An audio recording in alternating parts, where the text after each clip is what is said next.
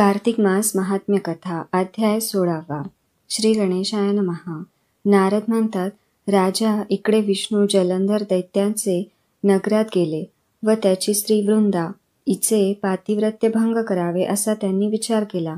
इकडे वृंदा स्वप्नात आपला पती रेड्यावर बसला आहे, अंगास तेल लाविले आहे, नग्न आहे, काळ्या फुलांच्या भूषणांनी युक्त आहे व मांसभक्षक पिशाचादी सभोवार आहे, हजामत केली आहे, काळोख्याने व्याप्त अशा दक्षिण दिशेकडे जात आहे.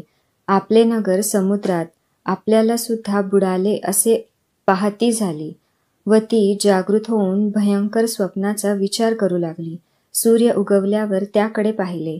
तो निस्तेज व ज्याला छिद्र पडली आहे असा दिसला. हे सर्व अनिष्ट आहे असे समजून भयाने घाबरी होऊन ती रडू लागली. समाधान व्हावे म्हणून गोपूर, बंगला इत्यादी जागी गेली, परंतु तिला सुख वाटेना. मग दोघी मैत्रिणी घेऊन बागेत गेली. तिथे इकडे तिकडे पुष्कळ फिरली, तरी चैन पडेना. या वनातून त्या वनात अशी फिरू लागली व भ्रमिष्ठासारखी होऊन देहभान विसरली. याप्रमाणे ती फिरत असताना ज्यांची तोंडे सिंहाप्रमाणे व ज्यांच्या दाढ्या भयंकर आहे असे 2 अक्राळ-विक्राळ राक्षस पाहिले. त्या राक्षसांना पाहताच फार घाबरून पळू लागली. पळता पळता तिने शिष्यासह वर्तमान मौन धरून बसलेला एक तपस्वी पाहिला. वृंदेने राक्षसाच्या भयाने जाऊन आपल्या हातांनी त्या तपस्व्याच्या गळ्याला मिठी घातली आणि हे मुने, मी शरण आले, माझे रक्षण कर असे म्हणाली. राक्षस मागे आल्यामुळे ती वृंदा घाबरली आहे असे त्या ऋषीने पाहून रागाने आपल्या हुंकाराने ते घोर राक्षस मागे परतवले. हुंकाराच्या भयाने राक्षस भिवून परत गेले असे पाहून वृंदा ऋषीस साष्टांग नमस्कार घालून म्हणाली. वृंदा म्हणते, हे ऋषी, आपण कृपा करून माझे या भयंकर संकटापासून रक्षण केले. आता माझी एक विनंती आहे, तरी कृपा करून माझे समाधान करा. हे प्रभू, माझा पती जलंधर शंकराशी युद्ध करण्यास गेला आहे, तर हे सुव्रता तो तेथे युद्धात कसा आहे ते मला सांगा. नारद म्हणतात, ऋषींनी तिचे भाषण ऐकून दयेने वर पाहिले. इतक्यात 2 वानर आले व ऋषीस नमस्कार करून पुढे उभे राहिले. नंतर ऋषींनी डोळ्यांनी खून करताच आकाशात गेले व क्षणार्धात जाऊन परत येऊन नमस्कार करून उभे राहिले. वानरांनी आणलेले आपल्या पतीचे मस्तक, धड व हात पाहून पतीच्या दुःखाने व्याकुळ होऊन वृंदा मूर्छित होऊन पडली. ऋषींनी तिच्यावर कमंडलूतील उदक शिंपडून तिला सावध केले. तेव्हा ती पतीच्या कपाळाला कपाळ लावून रडू लागली. वृंदा म्हणाली, जो पूर्वी सुखाच्या भाषणांनी माझा विनोद करीत होता, मग आज तुमची परमप्रिया मी निरपराधी असून माझ्याशी का बोलत नाही? ज्याने देव, गंधर्व व विष्णू यांना देखील जिंकले अशा त्रैलोक्य जिंकणाऱ्याला केवळ तपस्वी शंकराने कसे मारले?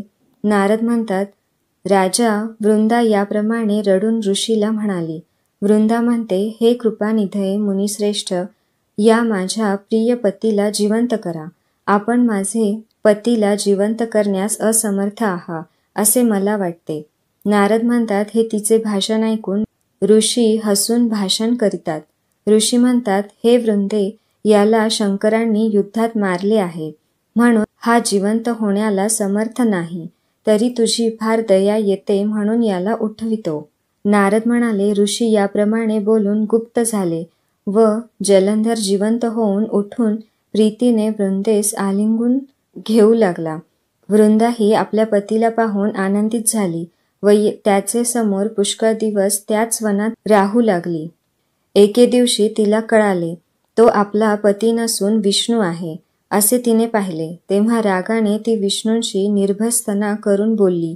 वृंदा म्हणाली, दुसऱ्यांचे स्त्रियाशी गमन करणाऱ्या तुझ्या शीलाला धिक्कार असो. तूच मायेने कपटी तपस्वी झाला होतास हे मला चांगले समजले.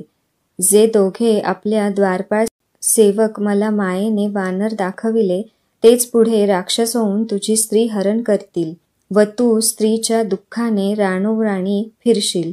तेव्हा वानर तुझे सहाय्यक करतील. दुसरा शिष्य शेष लक्ष्मण हा तुझबरोबर फिरेल व तुझी सेवा करील. याप्रमाणे बोलून त्या वृंदाने अग्निप्रवेश केला. विष्णूंनी तिचे पुष्कळ निवारण केले, तरी तिने त्यांचे ऐकले नाही. नंतर विष्णू वृंदेवर मन ठेवून विरह दुःखाने वारंवार तिचे चिंतन करीत तिच्या राखेत लोळत राहिले. देवादिकांनी पुष्कळ समजूत केली तरी त्यांच्या मनाला शांती आली नाही.